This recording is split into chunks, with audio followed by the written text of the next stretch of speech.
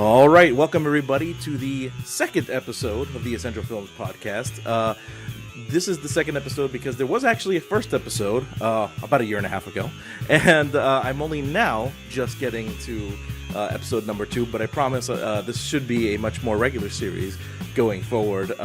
Life kind of got in the way there, and I was not able to continue doing it. Plus, I also, after listening to the show the first time, was not really digging the whole one-person podcasting style.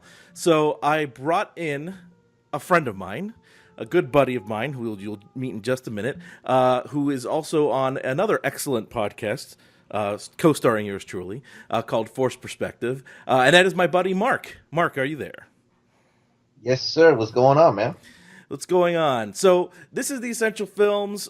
This podcast is dedicated to kind of the canon classics, the film school syllabus kind of movies that you all hear about. Last episode I talked about Casablanca. This episode we'll be talking about the one and only Citizen Kane. But before we get to that, a little bit of an introduction to those who missed the first episode or who are just tuning in for the first time now. I'm Adolfo. I'm a longtime movie cinephile. I did study film in college. I sort of work in production now, not quite filmmaking, but I do have a production professional job now.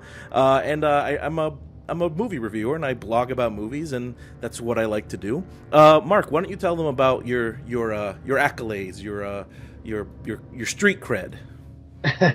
Street cred. Well, on top of being the co-host of Forced Perspective, which is now running on 70 episodes, and hopefully we'll even hit 100 this year. I'm really hoping we actually do. But other than that, I'm just a researcher, I guess you could say, of film. I started getting into this more when I was in college, when I started taking film courses there, and that kind of evolved into a love of all things cinema, and it even evolved into a brief stint in film school too, which I had a great time in. We talked about also on Forced Perspective, and it's just, I love talking about these old films and about how these techniques were pioneered back in the day. A lot of stuff that we take for granted now actually, were first pioneered back in this era. So, I love going back and watching old films, and I just like learning from the greats. All right. And really don't get much greater than this film here. This is considered to be one of the greatest films of all time, if not the greatest film of all time. The Sight and Sound poll, which is a kind of a very I don't know if it's an annual poll, but it's a very prestigious poll showing what the best films of all time are. They interview filmmakers and journalists and things like that. Citizen Kane topped that list for years and years and years and years. It's only just recently been unseated by Vertigo, which is a pretty good contender for number 1. But Citizen Kane, the immortal classic, considered by many to be the greatest film of all time.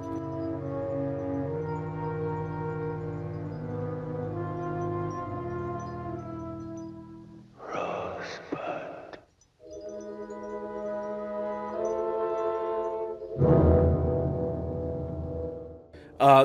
Before we get into our discussion on it, do you think that it deserves that high praise? You know what? I've actually gone back now. Within a week, I've watched it twice. Now, before this week, I really haven't watched it that much. Probably about maybe 5 or 6 times tops. I've had to watch some of it for film school as well. And you know what? Just based on the story, based upon the unique lenses that it used and the camera work that Gregg Toland and Orson Welles basically innovated, and the great acting, the timeless story, I think. I really think it does. I mean, it might not hold up for some, maybe younger viewers who are more used to the modern stuff and kind of just like not necessarily hate the old stuff, but just, don't pay it as much mind as like something more recent. But I truly feel that this really is probably the greatest film ever made. I'm on record as saying that Casablanca is the greatest film ever made because it's my favorite movie of all time. But Citizen Kane is probably, if Casablanca's $100, then Citizen Kane is $99.99. It's right there. It's right behind it. And remember, my favorite movie, Scarface from 1983, but that doesn't mean that Citizen Kane is not a better technically overall made film than Scarface. Fair enough. But I would still argue Casablanca is a better film, but I think at that point you're just getting into what your subjective tastes, Right. But before we get into stuff, when did you first experience the film? When did you first watch it? I first watched it back in 2000, and I believe it was 2007, 2008, because I remember that one of my film courses, we were talking about film history, and this was brought up, and then the professor went on talking about how, a lot of people think this is the greatest film ever made, and this is why, and then he went through, basically his analysis of the film, and it really made me want to see it. So I went out of my way to actually score a copy from the library, the school library, and I watched it, and I don't know if I really got it at first because this was around the time, like I said earlier, I was just starting to get into like watching old films and starting to appreciate them. So I don't think it really clicked at first for me. But upon subsequent viewings, I even bought the 70th anniversary Blu-ray that came out. I think it was 2010. I made sure I picked that up once it kind of went on sale with Amazon. I think it was a deal of the day for like $25, which is a great price. I'd pay more for this, But and then watching it then and then now kind of, watching it again, more recently, now that I see like all the stuff that, the stuff that Orson Welles went through making this and just the backstory of the film. And then, like I said earlier, different techniques that it pioneered, that was kind of my, initial experience to it. And now I've just grown to appreciate it more. Yeah, I had a similar experience. I watched it in 1999 for the first time. I was in film school or studying film in college, and this is Film Studies 101. This is Film Studies 100. It was the first film that we had to watch actually in the class, and for whatever reason that day I was sick and I didn't go to class, and I completely missed the screening, so I had to rush down to the local video store. Remember, it was 1999; they still had those, and get the VHS copy of Citizen Kane. Nice. And I watched it in my dorm room, and I had heard of the reputation. I heard about Rosebud. I didn't know what Rosebud was within the context of the film, but I'd always heard that term, and I knew that it had this reputation of being the greatest film of all time. Now, 1999, I was 19 years old. My favorite movies were things like Pulp Fiction, and Pulp Fiction was actually probably my favorite film back then, and. I had probably never seen a movie older than The Godfather.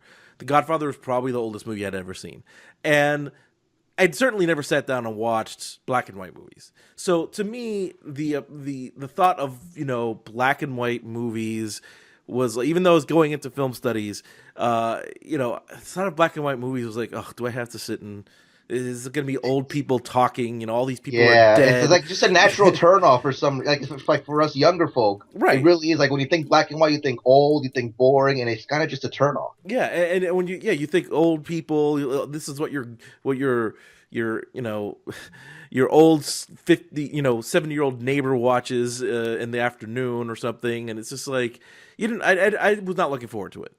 And then when I sat and watched it, and I saw kind of the innovation, this things, it just didn't look like what I thought movies that old were supposed to look like. Right. It just looked like it was very innovative, and it pretty much grabbed my attention from the beginning. It had it didn't have a point A to point B to point C storytelling style. It kind of jumped all over the place, and which, remember, I was a big fan of Pulp Fiction, so that really appealed to me. I was just about to bring that up. Yeah. And it was I couldn't believe what I had watched, and I was very active in the discussions in the next class, even though I had missed the first class. I was very active in the discussions about the film afterwards. So that was my first experience with the film, and I've since I had bought it. I actually bought the VHS copy. Like they were like doing a not going out of business sale, but they were like just getting rid of old VHS tapes at the video store, and I bought that tape for like $3. I went on to buy the DVD. I now have the Blu-ray set, and I even went back because I'm a collector and bought the Criterion Laserdisc of this film, which is actually what I want, bro. What's that? Spine number one. Yeah, which is actually what I watched it in preparation for this awesome. movie on. And if you've never heard of Laserdisc, if you're someone who's younger than 20, you don't know what Laserdisc is. Basically, imagine DVDs, but the size of a vinyl record, and instead of playing through the movie once, it plays about 30 minutes. You have to get up, flip the side over. It plays another 30 minutes, and then you have to get the other disc, put that in, and then you just keep watching it like that. But but the thing is, what's fascinating about it, I did put my Laserdisc in there. It's connected to my big high def TV. It's as good as quality as DVD. It's as good as quality as DVD. So I mean, the DVD kind of compact made the whole process a little more seamless. But you know what? For the 80s, whenever they made Laserdiscs, that wasn't bad. It looked really good. Anyway, regardless. So that's how I watched it this time, and that's how I first experienced the film. So before we continue, I'm going to go ahead and kind of just read off some of the stats about this film. So Citizen Kane was directed by Orson Welles, was released in 1941 by RKO Pictures. It starred Orson Welles himself, Joseph Cotton, Dorothy Cummingore, Agnes Moorehead, Ruth Warwick, Ray Collins, Everett Sloan, and George Coulouris. It was written by Herman Mankiewicz and Orson Welles, and it was produced by Orson Welles and George Schaefer, and cinematography by the great Gregg Toland. It was nominated for a bunch of Academy Awards, including Best Picture, Best Actor for Welles, Best Director for Welles, cinematography, art direction, sound, film editing, music, and it only won one, which was Best Writing for Screenplay for Mankiewicz and Welles. We'll get into a little bit more into why that happened a little later, because it famously lost to How Green Was My Valley, which, it is actually that's all I have to say. I've actually seen How Green Was My Valley. I've seen all the Best Picture winners of throughout the years. It's not a bad film. It's actually a very good film, but it does, whenever you know that it beat Citizen Kane, it's kind of leaves a bad taste in your mouth. The American Film Institute has called it the number one film of all time in their 100 years, 100 movies twice. It also has the seventh greatest quote of all time, which is Rosebud. And on my site, The Essential Films, I've named it one of the greatest films of all time, and it's one of the 85 best pictures to never win Best Picture. And in 1989, it was inducted into the National Film Registry. So it has a lot of impressive credentials. So why don't we kind of get into the meat of this? Citizen Kane came about because of two people, Orson Welles and William Randolph Hearst. Now, Welles was a kind of a child prodigy, and as he grew up, he was very interested in the arts, and he ran a Shakespeare theater for an all-black community back in Harlem when he was only in his 20s. But what kind of brought him to national attention was his very famous or infamous War of the Worlds broadcast, where he basically told the story of H.G. Wells' War of the Worlds, but he did it in a manner that made it seem like a news report, that it was actually happening. So remember, this is I don't remember the date, but this is the 1930s, late 1930s. So there wasn't the internet, there wasn't Twitter, there wasn't Facebook, so you didn't know exactly what was going on. Radio was your social media, and if you're hearing a radio station broadcast that, it actually caused quite a panic. Have you ever heard the War of the Worlds broadcast? I have, for a class I took, but it's been a long. I actually have not gone back to listen to it again. But there were clips played in the documentary that we watched to prepare for this battle over Citizen Kane, and it kind of made me want to go back and listen to it. I think it's on YouTube anyway. It is on YouTube. It is on YouTube. So I definitely want to go back and listen to that. So anybody out there, if you're interested, you should check it out. Just all you have to do is type in Orson Welles' War of the Worlds. You'll find it on YouTube. It's about an hour long. I have heard the whole thing before, And it is actually kind of impressive how they pull it off. There are times when you're like, okay, come on, how did they not realize that this was fake? But for the most part, it was a very impressive, very convincing broadcast. He got in a lot of trouble for that. And did you see in one of my favorite things in the Battle Over Citizen Kane documentary, they show a clip of him apologizing for it afterwards, and it's just really kind of amusing, kind of how he's trying to hide the grin that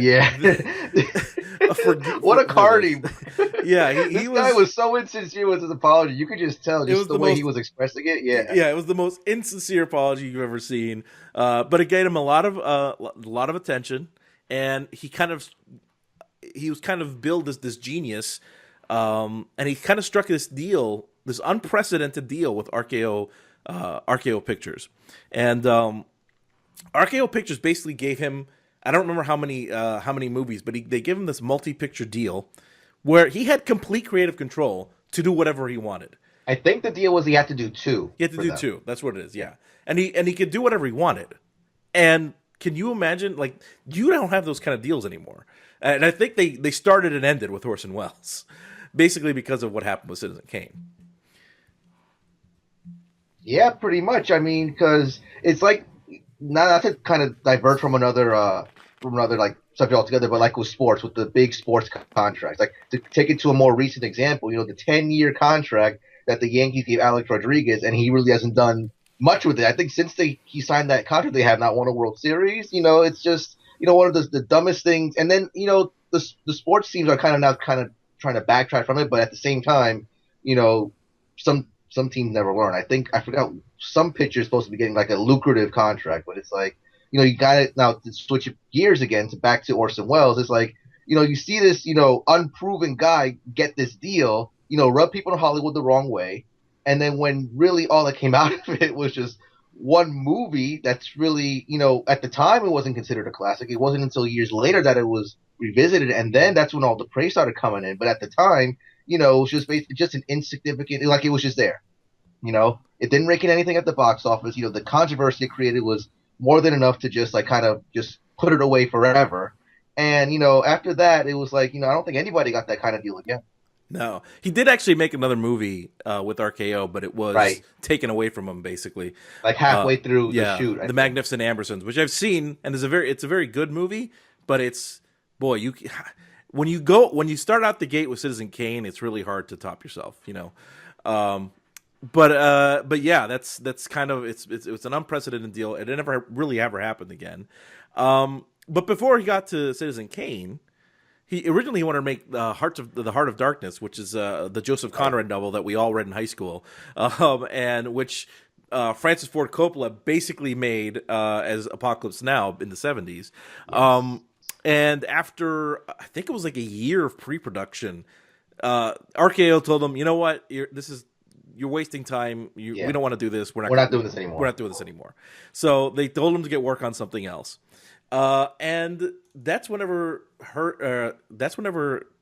Welles basically came up with the idea of making a movie on William Randolph Hearst. Now, not to make this too much of a history lesson, but Hearst was basically the Rupert Murdoch of his time. I was gonna compare him to Murdoch too, but you got all right. I mean, so we're thinking the same wave like that. But I mean, obviously, this is a time before national mainstream media, like 24-hour news channels. But he owned, I think, 1/5 of the country's newspapers. So he had significant influence over what people read on a daily basis. He was a guy who ran for many different offices. He ran for president. He ran for governor. He was a very public figure. At first, he was very he pushed like a very liberal agenda for immigrants and minorities and the poor. And then over time, he kind of was anti-union and he was pro-Hitler at one point.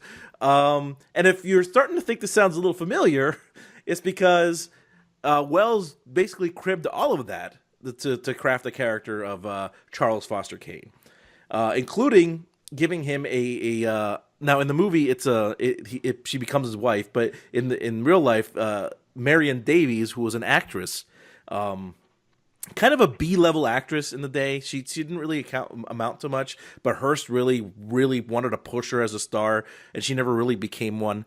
And in the film, it was that character was an opera singer, and yeah, it was just a lot of similarities between the two, to the point where, let's face it, Hearst eventually got wind of it, and it kind of caused quite a storm of bad press. But we'll get to that a little later. Let's go over the plot of the film real quick. So, and I'm going to read from my blog about this. So, Citizen Kane examines the life of Charles Foster Kane, a wealthy newspaper baron who is heavily based on contemporary media mogul William Randolph Hearst. Kane, alone in his palace, which he has named Xanadu, dies in his sleep, uttering one word before he passes: Rosebud. After leading such a public life where he accomplished many great things, the significance of his final word remain a mystery. Told through a series of flashbacks, a newspaper reporter tracks down key figures in Kane's life to try to unravel the enigma that is Charles Foster Kane. So right there, let's start with that. It's kind of an interesting plot device to kill your protagonist literally in the first minute of the movie. I know people talk about Psycho killing the protagonist halfway through the movie, which is pretty interesting too. But Wells just goes ahead and kills Kane right away. Well, if you notice too, I think there would have been like reservations at that time about how the film was structured, and I think it would have probably confused audiences at the time, because the nonlinear structure that we kind of see, and every other film kind of does it now. I mean, Pulp Fiction made it more famous, but this nonlinear structure at the time really was kind of untested with audiences, so you really didn't know how they were going to react to it. So what Wells did, I think this is pretty brilliant. He kind of just gives it all away at the beginning. He dies, then you have the newsreel that basically goes through but it goes through Kane's life entirely from the beginning to the end. So with that technique, he's basically giving you the whole story. That way, the flashbacks, you can follow the flashbacks better. Right. So I think that was pretty awesome to do, because it kind of gets the whole like meat and potatoes of the story out of the way, and then it allows you to focus more on the flashbacks, go jumping back and forth, and it's a little more clear. Yeah, and to add to that point, what I like about that, not only is it it kind of almost devalues that story. In other words, Wells is kind of saying, all right, here's the whole story, but it's not important. What's important is what I'm going to tell you a little later through all these different stories, through all these different character flashbacks. But this is just all the plot points that in any other movie about any other biopic per se about someone, this would be all the important plot points of that movie. But we're just going to give them to you all in these 5 minutes. And then later on, when we're interviewing everybody, we're going to go deep into it and actually talk about the character. Because these points don't actually matter. It's the character that matters. Right. And pretty much right away, right after that newsreel. So it kind of fascinates me watching this movie in 2016 now, because you start with the character dies, boom, and then you have the newsreel showing you everything that's going to happen in the movie, and then right after that, you're in this random like screening room where we don't see anybody's face. They're all in shadows, and it's probably some of the most beautiful cinematography ever. And all these nameless, faceless reporters talking about, well, what does any of this mean? We have to find out what Rosebud means. How does anybody, like, what does that mean to this man? Let's find out. But that whole scene right there, which tells you, okay, this is how the movie's going to work now. We're going to have this guy go around asking people what's going on. It's just such a beautifully shot scene that I could watch that scene over and over again. Yeah, especially with the way that, like you just mentioned, it's like the guy's faces, the journalist's faces are in shadows, which was done obviously on purpose. And really, it's because, they kind of wanted to just, I think what he was going for, and I think what I saw Ebert talk about, was that they wanted the journalist to just be kind of like an everyman, like not put like faces to these people, because it could be anybody, so they kind of wanted the audience to just kind of imagine, the faces, in place of these shadows. And what I also liked too was there's a scene when I think the head reporter is talking to Thompson, who's the guy who ends up interviewing everybody. and like you see the his boss or the head reporter, whatever he is, like moving his hands against like the shadow of the newsreel, right? Like the projector, and like there's like rays coming out of his hands, like kind of like rays of light that kind of give it kind of like a satanic kind of a vibe. And you see that kind of again later in a later scene with Charles Foster Kane, where you see like the flame over his head as he's like talking about his Declaration of Principles. So I like that whole satanic motif is present in the film too. You know, I never thought of that. That's actually pretty good. That's a pretty good observation. Um, yeah, that I do kind of love that whole 10 minutes of the film is just so good. I mean, you know, you see the main character's death, you get the newsreel of his life, you get this screening room thing where they talking about the word Rosebud, and now boom, here's the movie. Let's go from there. And I can only imagine what the hell people in 1941 were watching this movie who expect plot A to plot B to plot C to plot D, and this is like plot F, and now plot A through F, and now part G, and now we're gonna go back to plot A.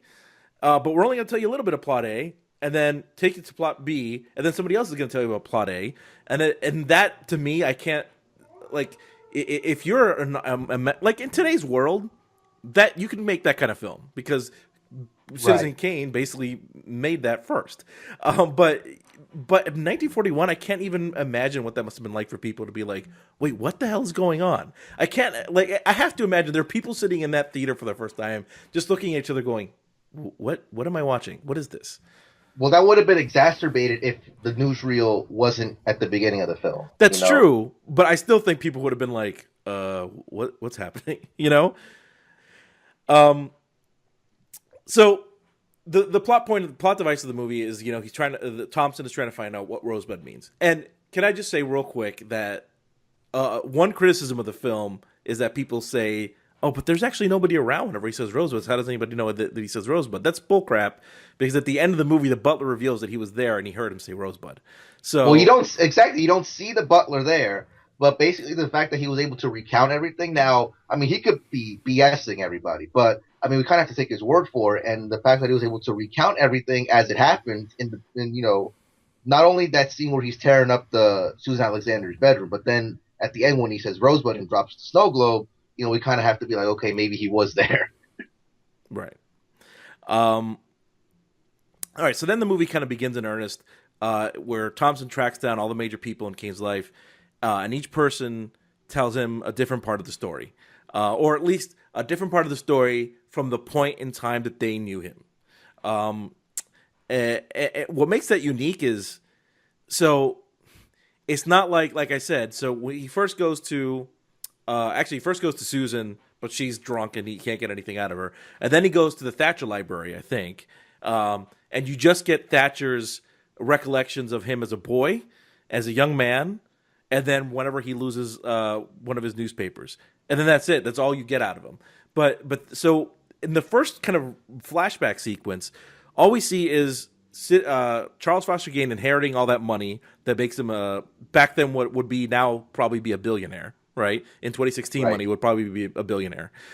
He inherits all that money, and then it jump cuts to him as a young man buying a newspaper and basically pushing out his own agenda through the newspaper, frustrating Thatcher, who's kind of like his guardian, and then jump cut from there to him as an old man. Not old man, but kind of like a middle-aged man who was kind of like getting rid. I think he's selling his newspaper, one of his newspapers off or Yeah. something, and he's kind of, and then that's it. So you still don't really know what's going on. That you just kind of get like a glimpse of this guy and what's going on with him, and then you jump to another person's perspective, which I think is Right. his Well, buddy before you move on to Bernstein, I think Bernstein. it was the next one. Right? Before you move on to him, I do want to talk about that last scene in the Thatcher flashback where he's Right. selling like the newspaper. Now, what I really liked about this scene too was that, and you can see this a lot in Citizen Kane, the optical illusions. Like Mhm. this movie had as much special effects, according to Roger Ebert, as a Star Wars film would, because the special effects, even though they're not really like noticeable, there was still a lot of like trickery and magic in special effects. Oh, there's a lot of matte paintings in this movie. Yeah, exactly. But there's more just film splicing. Like there's different things here that kind of create special effects. Like in this scene right here, where we're talking about, they use an optical illusion where at the beginning you kind of see Kane walking towards the window, right? Now, you think that, the window and his height are kind of the same, but as he's walking closer and closer to the window, you see that the window is actually far higher than he is, and it kind of reduces him to this like tiny ant of a man, which is kind of reflective of the scene. He's basically, his empire is crumbling. So then after that, like, he kind of walks back towards the screen as like Thatcher's reading off like the contract or whatever it is that's happening, and then like he grows back in stature again. So optical illusions like that kind of help enhance the storytelling, and you see it a lot in this film. Yeah, absolutely. And that film, or sorry, that scene is a really perfect example of that. And it's one shot too. You see Thatcher in the foreground, and you see him from behind.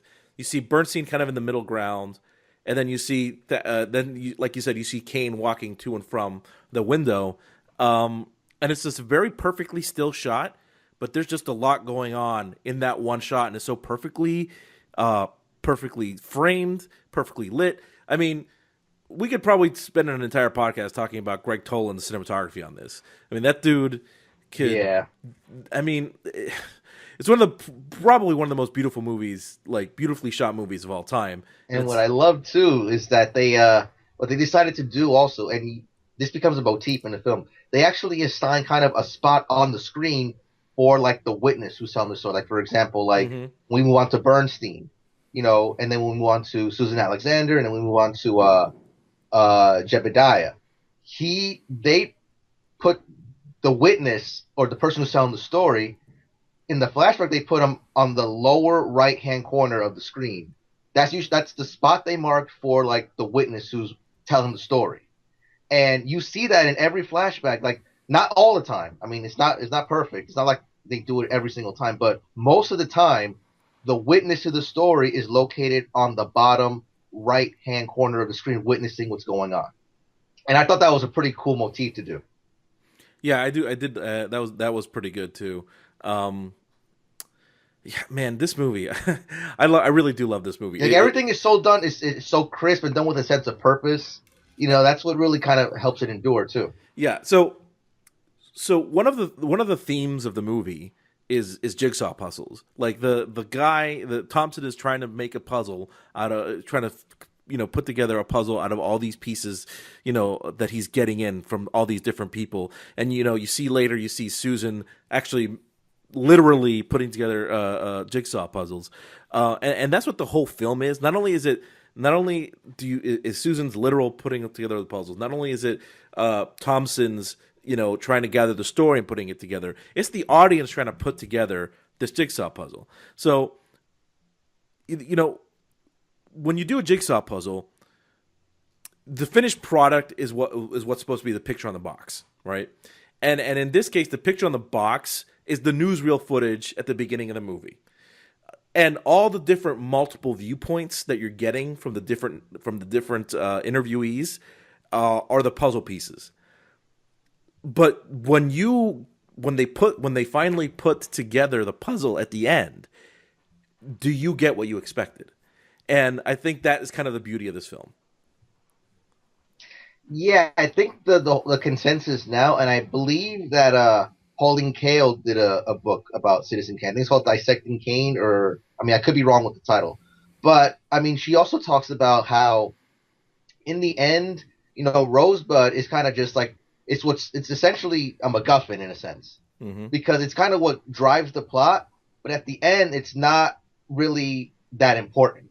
It becomes this inconsequential thing, but it is important in the sense that this is the word that drives the plot forward, and actually we have a movie because of this word. So, in that sense, it's probably one of the most important words in all of cinema. But then once you get to the end of the film and you see what the word actually means, is it inconsequential? Yeah, kind of, but it still doesn't take away from the ride we just went on. It's inconsequential and it's not. So it is and it isn't, I think. Like, so and obviously we're gonna talk spoilers here, folks. But I mean, the movie is 75 years old at this point, so you should have seen it by now. But this show is going to be for future references, a discussion on the films, and we're gonna go deep into spoilers on every movie we do here. But so at the end of the film, you find out that Rosebud is really his sled. His sled that you see actually at the very, very beginning of the film, whenever he's through his action at the very beginning, but at the very first flashback from the Thatcher Library, where Thatcher goes to meet him for the first time, and he's out there on his sled and playing.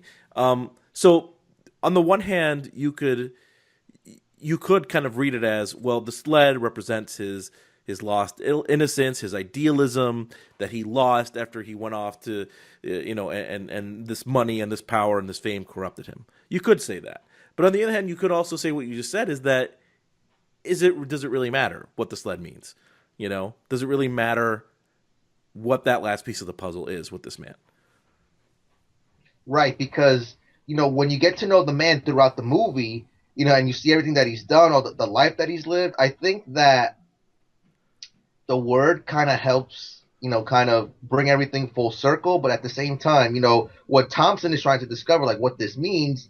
And, I don't think that word kind of just, I'm trying to figure out the best way to put it, but essentially that, Rosebud is, again, something that may seem like, it represents his innocence, his lost innocence, that, kind of him longing for his childhood again, how happy he was then.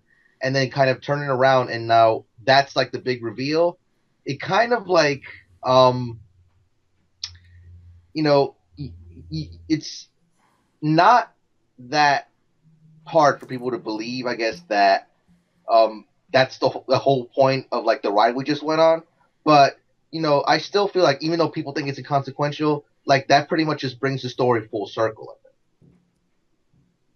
Right. I think the other way to see it is, going back to the jigsaw puzzle. When you're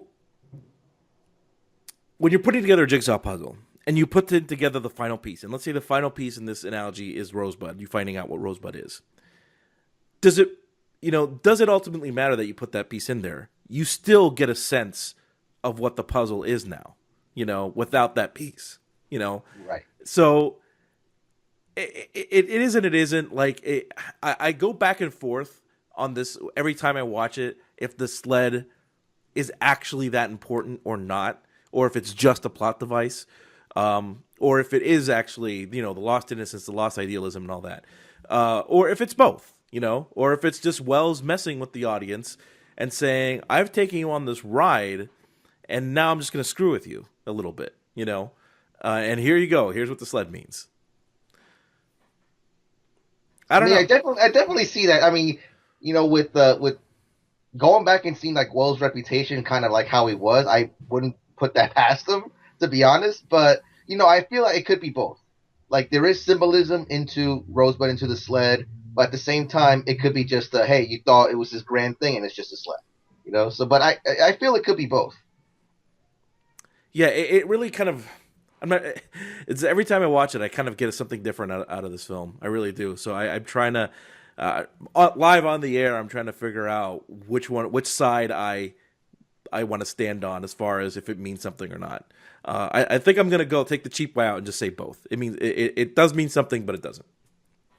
I mean, I'm more of like a romantic when it comes to just like storytelling. So I do like the attachment that Rosebud had to his childhood, to his innocence, and to kind of, not to fast forward, but then to kind of see like it burned at the end, and then to see like that final shot of like the smoke coming out of the castle. That's an eerie shot, man. I mean, Yeah.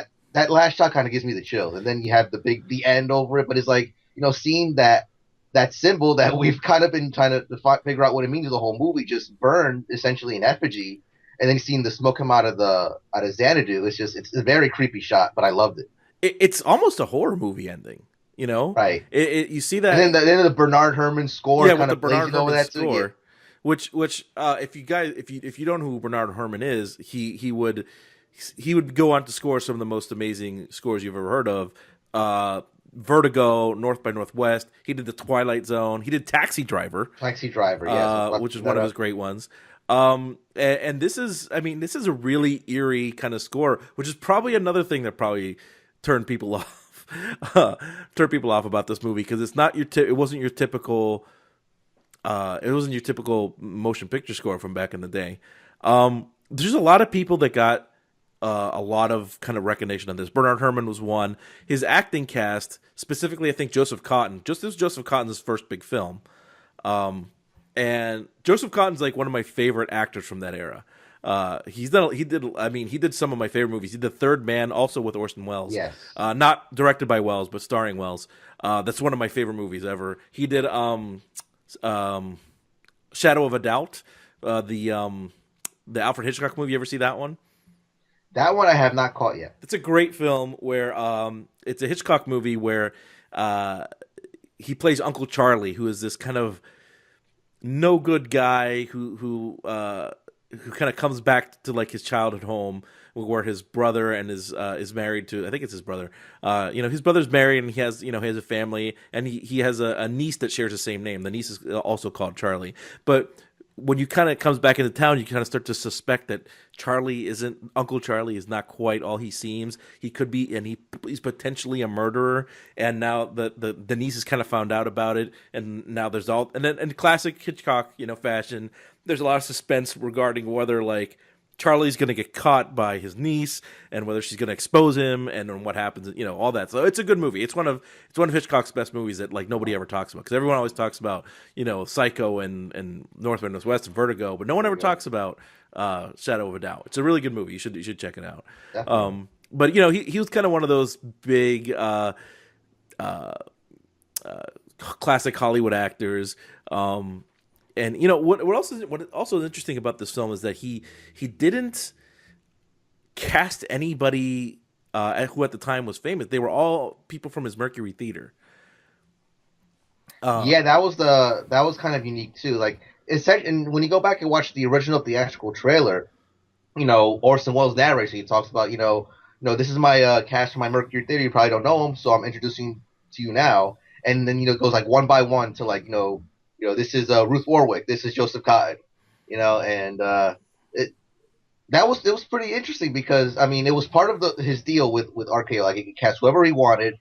He had full control. So he went back to his Mercury Theater and then he just brought that cast over. Complete unknowns. Yeah, complete unknowns. It's just interesting how many careers this launched, because his editor on the film was Robert Weiss, who went on to become a big director. He directed West Side Story and won an Oscar for it. So, the impact this film, not only on just storytelling, not only on just production, but also on storytelling and everything else, just is kind of unbelievable when you just look at all this stuff. And we talked about earlier about the non-narrative filmmaking of it, and that certainly had to have influenced things like Rashomon and of course and Pulp Fiction. That non-linear storytelling, which I'm a huge fan of. I'm a big mark for that. So it's hard to watch this film and get a full if you're watching it for the first time, get a full appreciation of how influential it really was. Yeah, absolutely. Let's talk a little bit about the cinematography. Gregg Toland, who won an Oscar for Wuthering Heights, he also did Grapes of Wrath. He did Best Years of Our Lives. He did Song of the South. He basically, I think, went after Orson to do this movie. And when you look at the results, like, do you have any favorite shots of the movie? Because I have a couple. Like, we talked about the screening room scene. I love that scene. The other one I have is the Thatcher Library, when he's first going into the library and you see that beam of light kind of shining down on the diary. Yeah. That's a fantastic shot. That is awesome. Go ahead. No, well, I was going to say that possibly my favorite shot in the entire film is the rally that Kane holds when he's running for governor. And Madison Square Garden, by the way, that's where it was shot, I believe. I don't know if it actually no. I don't know if it was shot there, but that's where it's supposed to be taking It's place. supposed to take place there. I'm not sure if it was shot there or not. But just that shot, like that long shot, because for those of you who don't know, the only thing that's real in that long shot of like when they show the crowd and they show the big Kane sign, like that famous Kane sign has been parodied like forever, it seems. But the only thing that's real in that is Kane and then the guys that are on stage with him. Everything else is a matte painting. The crowd is a matte painting. The background behind, like next to the sign, is a map. Everything else is a matte painting. And what's cool about it too is that all they did was they took like little like lights and they kind of set it like put holes like where the audience's heads would be, and they kind of had the lights move around to make it seem like there were people there. It's like Oh. but like the illusion of like this big packed Madison Square Garden is actually all matte painting. That's freaking phenomenal filmmaking there. Yeah, and it's very, very, it very much invokes the Hitler rallies back in the day too. Right, and then you even have the it's kind of like it's a cliched shot now, but to have like, and this happened a lot in this movie too, how like the angle, like the upward angle of showing Kane, or I think one other scene had like Kane and Jebediah, like kind of with that upward angle, making them seem like maybe larger than life, kind of like what we saw in Triumph of the Will too. Like it was trying to evoke that as well, but the whole point was they tried to make Kane be like this larger than life mythic figure. Are you talking about the scene in after he's lost? Right. Yeah, where they had to where legend has it, and not even just legend, but it was confirmed in the documentary and in the TV film RKO 281 where Wells just could not get that camera as low as he wanted it to go, so they literally just dug a hole in the floor, stuck Gregg Toland in there with the camera, Yeah. just so that he could get that shot.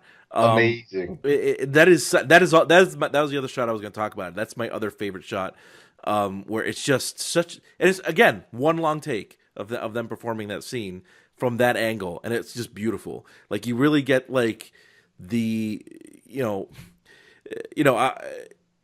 in researching this, Wells said that was supposed to be his the lowest point of this larger than life man, and you're down in the dirt with him and looking up, and oh, it's just such a beautiful shot. I mean, a lot of these scenes here in Citizen Kane are just long one takes. Yeah, Like the scene in the beginning, when Kane is 10 years old, when it goes from the inside of the house to the outside is all one shot.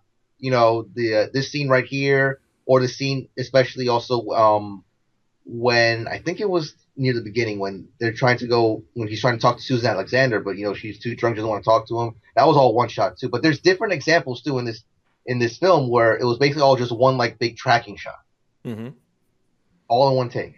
And not just that, not the long takes and the tracking shots and things like that, but also if you watch the film, that whole film was almost all in deep focus. You can see every detail in every frame of that film.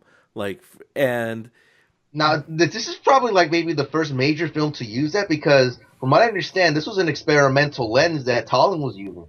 Like when they first started filming the movie, and they were supposed to be doing those test shots for RKO when they were actually really filming. They tried to use this time to experiment with the lenses, and he kind of innovated this deep focus lens that kind of shows everything, not just in the foreground but in the background, super clear. And that was one of the biggest innovations, I think, of this film. yeah, I was actually gonna bring that up. They talk about that in the documentary, and I think it's Robert Weiss, the editor, who's talking about that. How he, how they, he just this is just Wells messing with people at that point. He's just telling them, yeah, these are just test shots. We're just and then they find out, no, wait, those are real shots. Those are finished, complete products, and they're going in the movie. And they were just, but at the same time, they were originally testing them. They're like, F it, we're gonna use this. Right. And that put him 2 days ahead of schedule, apparently. So. Yeah, probably the only time it was ahead of schedule, because that movie was. It's funny because there's a lot of correlations between Wells and Kane, because Wells, in an attempt to make this film about this man who just kind of tries to push his vision on the world, was in fact just doing the same thing at any cost. So at the studio's Right. money, he was over budget, he's over schedule. There's the urban myth that the one shot where the butler strikes the match and says Rosebud. I'll tell you about Rosebud. It took 56 takes and it was one line. It was But oh well, not to get sidetracked, but I love how that character's introduced. Like you yes, have the darkness, he lights the match, and his face is kind of in the shadows. He goes like Rosebud. I can tell you about Rosebud, and then yes, he just comes off as this like really slimy kind of guy who's probably like in the back of your head been stealing from Kane for his entire time there, like maybe stealing like caviar or maybe stealing like some jewels or something. But he just gives off this kind of like really like slimy kind of characterization. And then on top of that too, like and I think Paul Stewart, I think was the name of the actor. I'm not sure if that was him or not, but he runs with it too. Like he takes the mat and he puts it out on the wall of the mansion of Xanadu, which basically just shows his total disregard for the place, and it kind of just enhances his slimy character. yeah. He really doesn't give a crap. He really doesn't care about Xanadu or Kane or anything. He was doing a job, and now he sees an opportunity to profit off of telling this guy what Rosebud means. Right, but it's just a great intro scene though. We talk a lot about how great the script is with that Wells and Mankiewicz wrote. We talk about a lot about how great the cinematography is. We talk about how great, how fantastic a movie this was directed. But let's talk about Wells as an actor here. I think Wells, this is like one of the greatest performances I think in movie history. Because everyone always talks about this movie, but they rarely talk about his performance, which I think is amazing. Because when you look at like this film, like you said, as we talked about, jumps around at different points in his life, and when you look at him as a young man, like just taking over the first newspaper, he's vibrant, he's full of energy, he's dancing with girls, he's doing all sorts of crazy stuff, and then by the end, when he's an old man, he's like this stiff, crotchety, can barely move, dinosaur, and everything in between. He just plays like any other movie. You'd have an actor kind of acting the same throughout the whole movie, and then in the one old scene, he'd act old, right?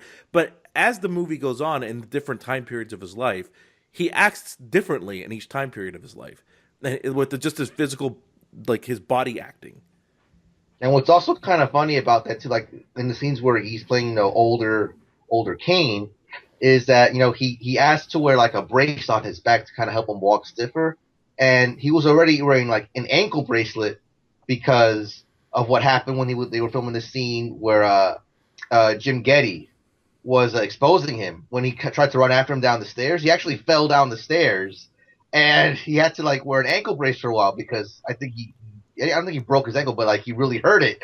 So he had to walk around in a brace for a while. And it was during that time they decided to film like the older scenes because, not only did he wear like the brace on his back, but like he walked with a limp. But that was on purpose because he was wearing the ankle bracelet. So, that kind of helped enhance, I guess the character at that stage of his life. He's an older guy, he's having trouble walking, he's walking a little stiffer. But like it was just happenstance that happened to him, and it kind of helped his portrayal of that older King. Right. And the other thing that helped with the performances that I think it isn't talked about enough is the makeup effects. Now, when you look at it in high definition, the very old makeup doesn't quite hold up as well. But the middle age, like when he's a middle-aged man, you forget that this guy was like 25 years old when he made this movie. And when you see him in the middle-aged makeup, he looks like a 45-year-old man. He definitely looks like an older man. He acts like one. He talks like one. He looks like one. It was very impressive makeup effects for that time. I agree, and not just him, but to everybody. Yeah, for everyone too. The only one I think that really doesn't hold up at all is Jedediah's old man makeup. He doesn't look good at all. For whatever reason, it just doesn't work. Everyone else's makeup looks really good. I think Susan Alexander's makeup looks really good at the end. But everyone looks really good. But that Jedediah in the hospital, that just for whatever reason, it just every time I see it, I'm like, this is the one thing that doesn't work about this movie. I don't know. I do really. I don't know where else to go with this as far as the film itself is concerned. Did you want to talk about any points in particular? Um, Off the top of my head, I know that like I mentioned earlier, I rewatched the film again, but with the Roger Ebert commentary on, and watching this film with Roger Ebert, like basically talking about it, is kind of evokes, how we used to do like the Ebert Fest, where he would like pick a film and just like dissect it like scene by scene. This is essentially what you're getting here with this commentary, which I thought was an awesome feature on the Blu-ray. And when we come to this scene at the when you introduce like older Bernstein is about to start his flashback, if you remember, he tells that story about seeing like the girl in the white dress that he Yes. didn't go up to her or anything. Like but he still remembers like every day. Like he hasn't forgotten that day when he saw this girl in a white dress, right? And this is probably Ebert's favorite scene in the entire movie because it kind of has like this universal symbolism to it. Basically, Wells is trying to tell us, happiness can happen for everybody. It's just up to the individual to actually go and get it. And that story that Bernstein tells kind of perfectly captures that. So let's talk a little bit about some of the similarities to. So as we talked about before, this is heavily based on William Randolph Hearst. Now, at the time, you know, Orson Welles was saying, "Oh no, it's an amalgam of different people." It was William Randolph Hearst. No, no. It was Like, come William on, Randolph Hearst. Many things in this movie directly correlate with things in William Randolph Hearst's life. The most obvious one is the Marion Davies character. I'm sorry, the Susan Alexander character, who was supposed to be Marion Davies, but also his politics in the sense that we mentioned before. Hearst initially started as someone who was like for the working man, for the immigrants, and then later in life just became anti-union, anti-everything, and tried to push his agenda through his papers. That's exactly what Kane did in his life. it's like with this guy, it seems like the Great Depression happened, but to him is like it didn't happen. He was trying to live his life the exact same way that it was before the Great Depression, and then it kind of just evolved into this basically like this grumpy old guy who's against like unions, who's against higher taxes, like the FDR New Deal he hated. Mhm. So he kind of just evolved into this old like basically the stereotypical rich old man who doesn't want to part with his money. Right. And, Hearst was very complimentary of, and I think was received in Germany by Hitler. They have a scene of Kane with Hitler in the movie, like in the newsreel footage. They say how Hearst tried to start his own war. Kane tried to start his own war. What else is there? I mean, this whole movie is it's just and even down to like the tax problems. Towards the end of the movie, you see that he's losing some of his papers and things, and in real life, Hearst was having a lot of like tax problems, and he was actually going bankrupt at the time that the film was coming out. It's just I know that Wells is just saying that so that he wouldn't get in trouble, but that was 100% William Randolph Hearst, including. And I'm going to try and figure out a way to say this delicately, including the whole point of the movie, which is the term Rosebud. Rosebud, and I wrote a status about this on Facebook the other day, is the greatest dirty joke in movie history.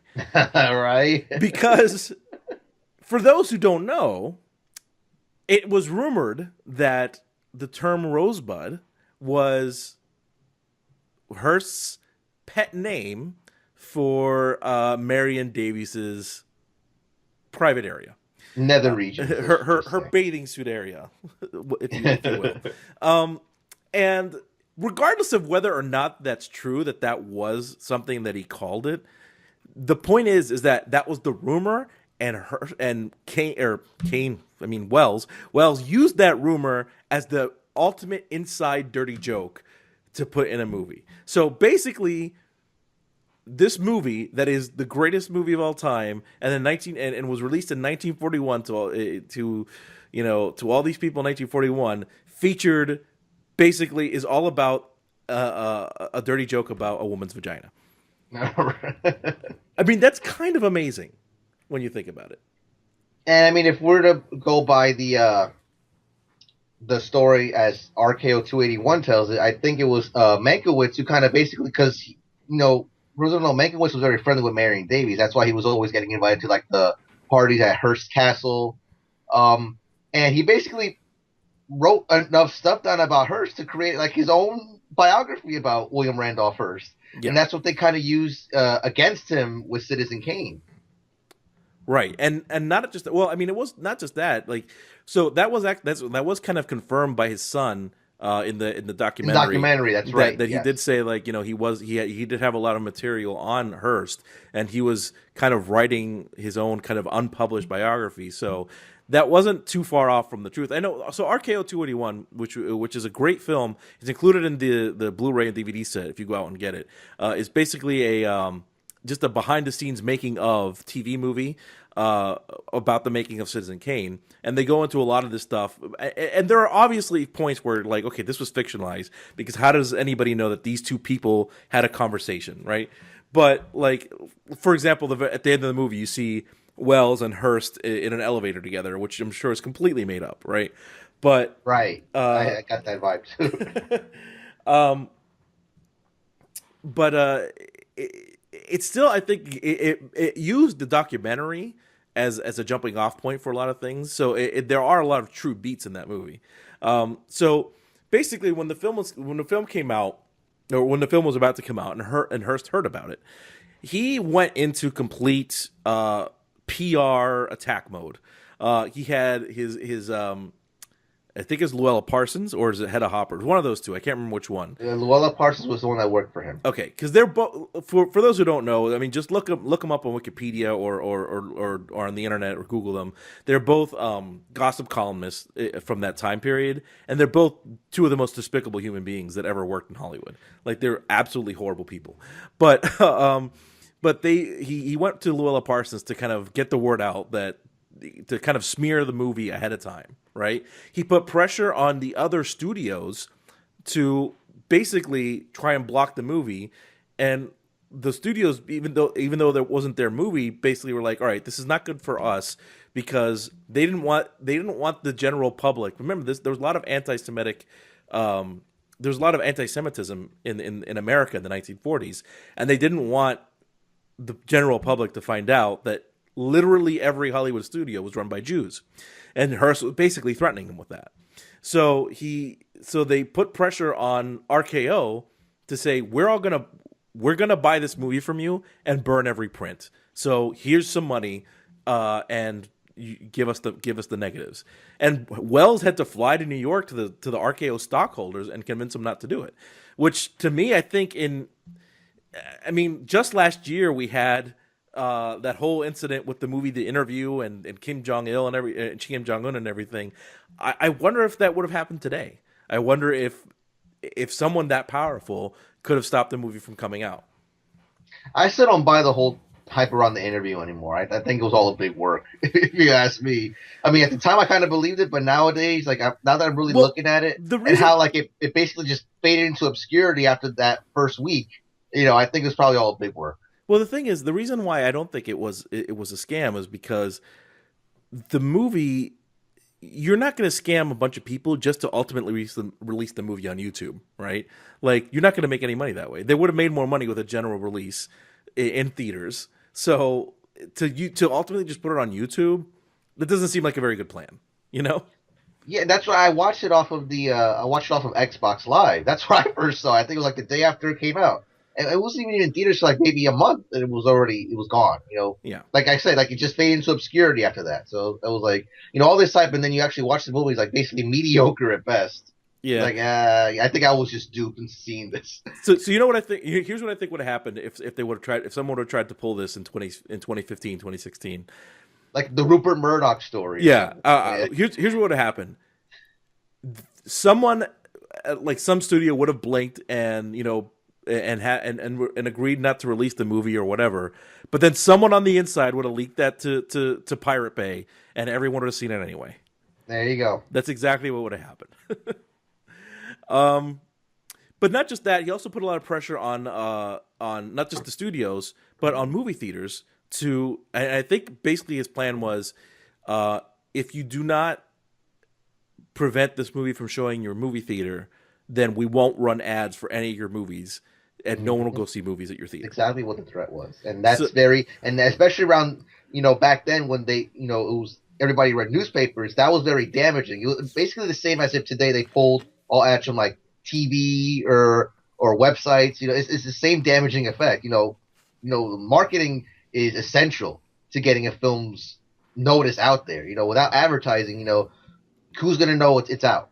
Yeah. So, especially around this time with the newspapers, that was very, very damaging. Yeah, and it still did show in some theaters, but because so many theaters just elected not to show it because of that pressure, the movie bombed Essentially spectacularly. bombed, yeah. Yeah, it was a spectacular failure at the box office. But interestingly enough, it was well received by all the critics. Even the New York Film Critics Association gave it the best film of the year. And other different critics associations also rewarded it very well. It was very well received because it was such an amazing piece of cinema and nothing like anybody had ever seen before. Now, keep in mind, I said critics here, not the industry. The industry was still not very happy with this movie. And Hearst, still on his kind of propaganda machine, kind of put the word out there that Welles was a communist. And back then, commie was a really dirty word, right? I mean, yeah, we know that Bernie Sanders and Obama get labeled with that term now, but imagine that times 1,000 back in the 40s and 50s, and that's how bad it was back then. And they put out the thing that Welles was the communist, and that also kind of turned the public against it and turned a lot of the industry against him too. So that it's interesting because the film was nominated for so many Oscars, and as I ran down the list at the beginning, it only won one, and that was for Best Writing. And a lot of people think that really that was more for Mankiewicz than it was for Welles, because Mankiewicz is well liked. And as I said, it lost to How Green Was My Valley, which, again, not a bad movie, but it's in the Forrest Gump slot. It's in the Rocky slot. Forrest Gump gets a lot of crap because it beat Shawshank and it beat Pulp Fiction. Rocky gets a lot of crap because it beat Taxi Driver and Network and All the President's Men. But Rocky isn't a bad movie. Forrest Gump is a bad movie. How Green Was My Valley isn't a bad movie. It's just that the classic of that year should have won the best Oscar, and it didn't. And after and so much so that like the industry, which is the Academy's made up of members of the industry, every time the film, like when they announced nominees for a category, the film would get booed every single time. Yeah, that was when I saw that in the documentary, I was like, really? I mean, it just seems. It was mostly, I think, like Hearst lackeys that were doing that. But at the same time, you can understand, like, the studio was now pretty much under all this pressure now from the Hearst empire about this film. So they were obviously not happy with Welles about it either. So, I mean, you kind of understand that. But at the same time, like, I mean, just as me, like, looking in hindsight, it's like, this is such a great movie and you're booing it. It just doesn't correlate for me, But at the time, I guess I could understand. So basically, after this, Welles was pretty much finished for a while. They took the movie, they kind of put it in the vault. Welles went on to do Magnificent Ambersons. That was taken away from him. He went to do a couple other movies like Touch of Evil. That was taken away from him. He never actually had any control over a movie ever again. Anytime he directed a movie, almost always the production was taken away from him by the studio. And Touch of Evil is a great movie if you've never seen it. Yes, it is. But it's interesting because like it's not Wells's version of the movie, so I don't think you can get Wells's version of the movie anywhere. But even though it's still a good movie, you have to wonder, man, what would he have done with this then? That this is not his version, right? And the film just kind of faded into obscurity. But in the 50s, RKO I think went out of business. Hearst was dead. And RKO went out of business, and they kind of sold the movie library for TV, and Citizen Kane just kind of was in that library, and it started getting rebroadcast on television, and people started seeing it again. And once people started seeing it again, it kind of inspired all these journalists and filmmakers and movie critics to rediscover the film and kind of give it its place in history. So that by the time the 60s and 70s rolled around and film schools started popping up, it was regarded as one of the greatest films of all time, and it influenced an entire generation of filmmakers. Yeah, like you said, like the 60s and 70s was really when you started seeing the film go into like the number two or even the number one, greatest American film ever made, which, like we talked about earlier, it's debatable whether it deserves that or not. But it wasn't until like the late 50s where it started getting screened again, and then early 60s and then early 70s, you started really getting the full appreciation for it, and you started seeing the acclaim come out for this film. Which makes you wonder, like, how many movies, like, can you think of in your lifetime, in that have been around since you've been alive, that came out and failed spectacularly, but like, how many of those do you think will go on like 40 years later to become all-time classics? Like, the only one I can think of now off the top of my head is Blade Runner, which when it came out was a huge failure, but is now, 30 some years later, Right. considered a science fiction classic, Like it's really hard to imagine, but that's essentially what happened here. I Yeah. mean, you take like the modern flops, and that they're flops, and deservedly so. But it's like with this one, it's different, and it's just kind of hard to just picture with any modern flop that this would happen. Yeah. Well, I think it also happened to Fight Club too. I think Fight Club is another one of those movies that I think now, 15 years later, or however many years later, people love. But when it came out, that movie bombed, and it was actually not well reviewed, from what I remember. See, because I was like when I was like I didn't pay any mind to movies like this at the time. I was probably like, what did it come out, like 2000? I think. 99, 2000, something like that. Yeah, I think I 99. was. I think 99. Yeah, I was still not into movies like that at the time, so I didn't even pay attention. Like I remember it coming out and then just not caring. You know? See, But it I think came I was out. probably like maybe 15 years old at the This time. this is what I remember about Fight Club. The first time I ever saw anything about Fight Club was it was one of the trailers in front of Star Wars Episode One: Phantom Menace, and I Uh, remember seeing that trailer. I'm like, "What is that? That looks weird." Brad Pitt? Oh, who cares about Brad Pitt? And that was like, it was just a weird trailer. And then I never heard about it again and until it's super weird to put it in front of Star Wars It was too. really weird to put it in Star Wars, and then I didn't hear about it again until like uh, a year later.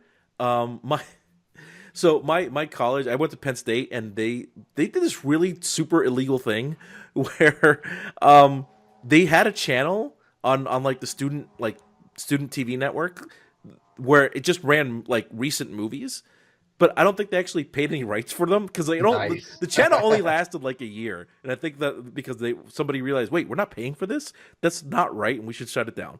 But for like a year, they had all these like. So I remember watching like American Beauty on there. I remember watching The Matrix on there, Oh, and the Fight Club was on there at one point. yeah. And I sat and watched it once, and then after I watched, I was like, what the hell did I just watch?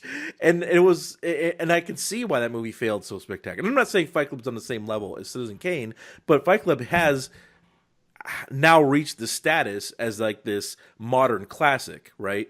But it was a movie that really spectacularly failed when it initially came out. So getting back to Kane, it just kind of makes you wonder how many times that happens where a movie just doesn't resonate with an audience and then just gets rediscovered like 20 years later and becomes this huge thing. I mean, it happened with It's a Wonderful Life as well. That's true. That was I remember hearing the story. It's one of those like major flops. And then when it started getting screened by NBC like every Christmas, that's when it started getting its following after that. Yeah. So Kane became such an enormous failure, or was such an enormous failure, became such a modern, not a modern, but a classic film, the greatest film according to many people. And I've often said, to me, Casablanca is the greatest film of all time. But if someone argues that Citizen Kane is, I can't really argue it. Yeah. I can't, because it is such. There's nothing wasted in that movie. Everything from the first frame to the last frame is just expertly crafted and realized that I can't argue that it's the greatest film of all time. And every time I watch it, I get something new out of it. I just get a new appreciation for that movie every time. But you know what? There's one thing about that movie that every now and then, like I'll just say it in like modern life, like in actual real life, that nobody understands. And it's every now and then, like I just go, "Hooray for the bulldog," and people just look at me like, "What are you talking about?" Like you just belt it out randomly, it seems. Well, like when someone is like really proud of themselves for something, like oh well, hooray for the bulldog, and Nice. they just look at me like, What? what? No, to date, nobody really understands what the hell I'm talking about when I say it. But because it's one of those things when you're like a movie dork like I am, I will just randomly put in like movie quotes into things whenever like that. When I hear a prompt, like to this day, I will still go. If someone goes, "Hey man, so what's going on? What's the plan?" I will go, "Well, it's simple. We kill the Batman." Kill Batman. And then they just look at me like, "You are such a nerd." But sometimes I do alter it with crashing this plane with no survivors, and then they that one is not as well known. Yeah, right. I don't do the Bane voice because if I did the Bane voice, they'd be like, "Okay, get away from me, you're a freak." Well, I don't think that voice suits you anyway. So leave it for Tom Hardy. Oh, come on. Everyone, I don't care what anybody says. If you like that movie, at some point when you've been alone, you've practiced that voice by yourself. You've put your hand up You're to not your lying mouth. there. You put or put a cup over your mouth or something to muffle your voice, and then try to do that accent. And everyone's done it. I don't care who you are. If you've been like alone in a car or something, you've done that voice. I'm just saying. Anyway, any final thoughts on Citizen Kane here? I mean, what else could really be? I think we pretty much covered it all. I mean, this is a film that is really the perfect mix of everything. Great performances, great cinematography, great score, a story that's timeless, I think, and you just have everything going right for this film. I mean, not behind the scenes, but it's like when it's all said and done, what came out on the screen is as perfect a film as anybody could ask for, which is why I feel that it definitely deserves that acclaim against because it really is. You get the best of everything as far as movie making goes in this film. I can't argue that at all. Absolutely 100%. Everything you just said, that it's the greatest movie of all time by many people, including probably both of us. It's endlessly rewatchable, and my wife actually hasn't ever seen it, but she was kind of coming in and out of the room as I was watching RKO 281, and then kind of asking me like, different questions. Which, by the way, let's talk about that movie just a little bit, real quick. With the alphas, James Cromwell and Liev Schreiber, of course. Yes, and John Malkovich, who and Johnny Malkovich, bro. John Malkovich, like they're now. Lee Schreiber doesn't really look like Orson Welles at all, but he plays him so well in this movie. Like you kind of just forget about that. James Cromwell is awesome as Hearst, and my favorite part of that movie is at the very end. Well, two of my favorite parts. One is whenever the fictionalized thing where Hearst and Welles are in the elevator and Welles just offers him a movie ticket to see the movie, which I think like if that would have happened, if that actually happened, like if Welles and Hearst were in an elevator, I absolutely believe that Orson Welles would have totally done that. Oh, I believe it too. Absolutely believe he would have done how that. the guy was. And then what I love about that is when Hearst walks out of the elevator, he goes, Kane would have taken the ticket. Which he would have. Kane would have taken the ticket. I love that moment, but my favorite moment actually is at the very, very end whenever you see Mank, Welles, and Schaefer by another alpha, Roy Schneider. Yes. When they're sitting there like right at the premiere and they're all just kind of talking about it, and then like people are kind of starting to file into the theater, and Mankiewicz is just like, "It's the sled." He just spoiling the ending for people. Rosebud is the sled. Rosebud is the sled. It's the sled. It's like, stop it. Like, they're gonna hate it anyway. Yeah. Bro, what a great performance by Malkovich, bro. He's probably my favorite character in the whole movie. Yeah, that's a great performance. So go out of your way to watch that movie. It's actually really entertaining. There are, again, you can tell there's stuff that they fictionalize, but all like the major plot points, all the major events are actually true to life, and it's kind of fascinating. But it's such an amazing film, and if you watch it, you can just see how much it influenced pretty much anybody, any director that you've ever watched that you like. I guarantee you has been influenced by Orson Welles and by this movie. I guarantee it. It's the movie. The movie is so ahead of its time that if you released that movie now, if it didn't have any, if this movie had no build up and it didn't exist, and you released that movie now in 2016, it would still have the same impact. Like people would still love it. It would look amazing, and it would still look ahead of its time. Yeah, yeah.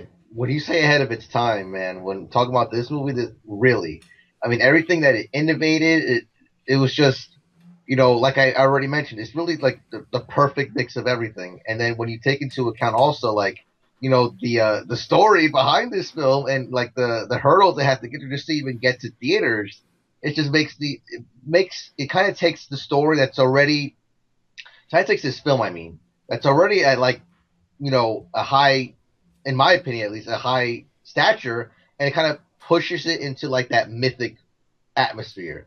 It's just, man, what a great movie, what a great story behind it. It's just, everything just came together to just create this film, and I think not just Hollywood, but filmmaking in general is better off for it. Absolutely. I think that's a good place to end. So, after all this, where can you watch this movie? Well, it's not streaming for free anywhere, but you can rent or purchase it digitally through iTunes, Google Play, Vudu, or Sony Entertainment. You can buy the DVD or Blu-ray. I would recommend personally the 70th anniversary Blu-ray, which you and I both have. That includes the movie, includes RKO 281, and it includes the Battle Over Citizen Kane documentary. It might have a couple other, and it includes the Roger Ebert commentary. Yes, it does. And there's also a commentary by Peter Bogdanovich that I have not watched yet, but I am looking forward to that. And Bogdanovich, he was all over the documentary. Yeah, that's actually probably, I haven't actually heard that one, but that's probably a really good one to listen to because Bogdanovich actually became friends with Welles later in life, so that's probably very interesting to listen to. So that's a really good thing. I wonder if they're gonna do anything for the 75th anniversary and try to make the fans double dip a little, because 2016 is the 75th anniversary, so I wonder. Yeah, but the other thing too that kind of, and this is a perfect way to close too, like when they talked about in Battle Over Citizen Kane, which by the way, also if those who don't know, that was the basis for the RKO 281 film, right? And nominated for its own Oscar. It was nominated for Best Documentary. It didn't win, but when it came, that was nominated for Best Documentary by the Oscars.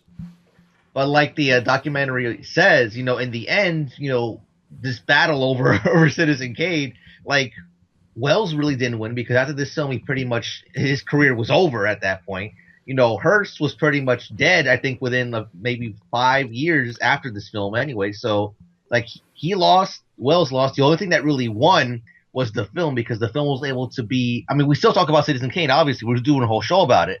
This is a film that Hearst thought would fade into obscurity, that Welles probably thought would now fade into obscurity, that the studio thought would fade into obscurity, and now here it is. It's lasted so long, and it's now such a held high acclaim. It's really the only survivor of this battle. Yeah, it's a shame too that Orson Welles didn't have a bigger career in the end, because he was such a great actor and such an obviously talented director. But I mean, he still had a good movie. He still had a good, filmography. Like you said, Touch of Evil is really good. Magnificent Ambersons was good. I just saw him in the movie, actually on TCM. He did an adaptation of Jane Eyre, which is actually pretty good. And of course, the Transformers, the movie in 1986. Did he want to do like the Jesus, right? After yes, yeah. I'm glad you brought that up. He wanted to do the life of Jesus with him starring as Jesus, and then the ego on this guy. I know, bro. I love it. I love the balls. In the end of the day, RKO was like, yeah, we're not doing that, and we're not doing anything else with you. But he did narrate the greatest story ever told, I think, right? With von Sydow, I think, right? Did he narrate that? I don't think I've ever seen. He definitely was a narrator. I just want to make sure that's the right film. Greatest story ever told. That he did. Not 100% on that, but I think that's the one with Max von Sydow as Jesus. Okay. Well, he also did The Lady from Shanghai, great movie. Macbeth. He directed Macbeth. He did The Third Man, which is an excellent movie that we'll talk about on this show at some point. As Macbeth, or sorry, what did I just say? The Third Man. Lots of Shakespeare adaptations. He's in A Man for All Seasons. It's an Oscar-winning film. That's a great. It's a great movie. It's a great movie. And yeah, his last role was, as I said before. Oh, he also had a cameo in the Muppet movie. He was at the very end of the Muppet movie, which I think is hilarious. And yeah, last role I believe was as the voice of Unicron in the Transformers movie in 1986, which is really kind of sad. Yeah. But oh well. But that film is still better than the Michael Bay one. So. Oh, I'd rather watch that thing over Michael Bay's movies any day. Absolutely. There you go. So yeah, that does it for Citizen Kane. We're going to close the book on that. Excellent film. Obviously, we both heartily recommend it. All right, so that'll do it for us this week. Next time, we'll come back with The Godfather. We'll make you an offer you can't refuse. So for Mark, this is Adolfo, and this has been the Essential Films Podcast.